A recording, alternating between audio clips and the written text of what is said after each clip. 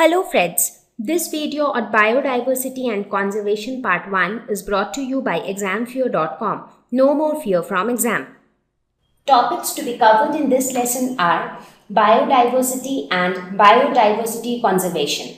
So now, before we talk about conservation of biodiversity, first let us talk about biodiversity. What do we mean by biodiversity? The word diversity means variety and bio means life. So the variety of life forms which we see around ourselves, they all together constitute the biodiversity. Even we are a part of the living organisms which exist on this earth. So the variety of animals, human beings, small insects, in fact the aquatic life where you have a lot of animals, plants, fishes, the birds, the tiny bacteria, microorganisms like bacteria, fungi. So all of them are part of the living organisms. The huge plant kingdom where we have small plants, big trees, flowering, non-flowering plants. So all of these life forms together constitute the living organisms existing on this earth. And if you look at all of them and if you try to compare any two of them,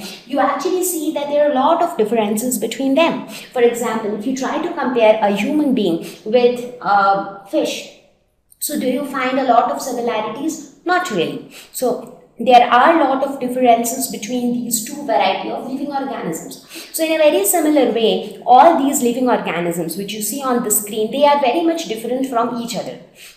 So in this lesson, we are not going to talk about these different living organisms because we have already done that in our previous lesson. So by now you all know the different kingdoms to which each of these fall and the characteristics of each of those kingdoms. But what we are going to focus in this lesson is why do we want to conserve these many varieties of living organisms? We do not want the variety of living organisms to decrease.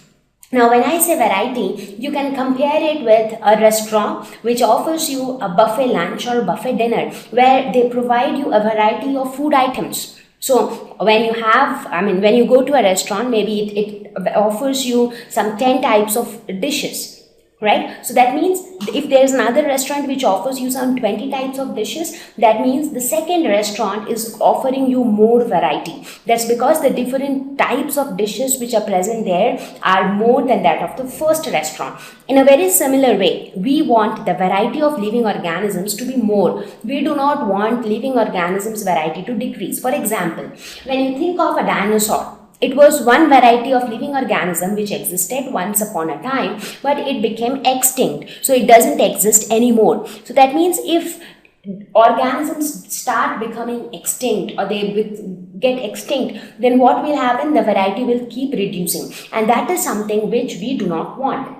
Now the question is, why do we want to retain or why do we want to conserve this huge variety of living organisms? So here in this lesson we will try to understand why we want biodiversity to be present, and we will also talk about how can we conserve biodiversity. So that is the basic agenda of this lesson. So with this brief introduction, let us get into from the very basics. So what is biodiversity? As I mentioned, variety of living organisms existing on earth. So the name itself, now as I have mentioned before, the word biodiversity, it is made up of two parts. Bio, which means life, and diversity, which means variety.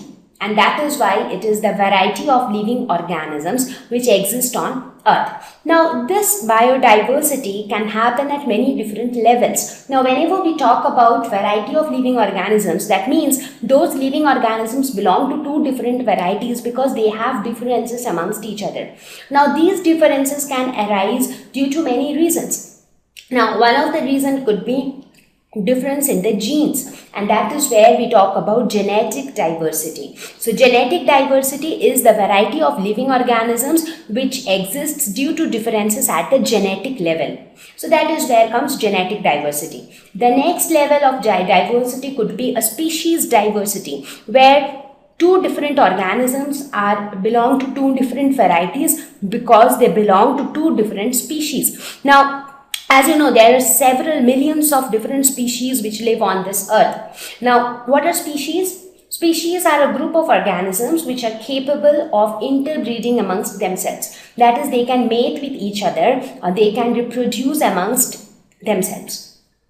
So that is another level of biodiversity. And the third level is ecological biodiversity. And this is diversity at the level of ecosystems. Now we have already learned that there are several ecosystems which exist on Earth. So now each ecosystem will have a different biodiversity. For example, again if I take the same example of a restaurant. So let us suppose there is one restaurant which gives more variety of desserts. There is another restaurant which gives you more variety of starters. So basically different restaurants are like different ecosystems, and different ecosystems have different variety of living organisms. So somewhere you might have more number of say animals, whereas the other one might have less number of animals. So the variety will be different based on different ecosystems. So these are the three levels of biodiversity: genetic diversity, species diversity, and ecological diversity.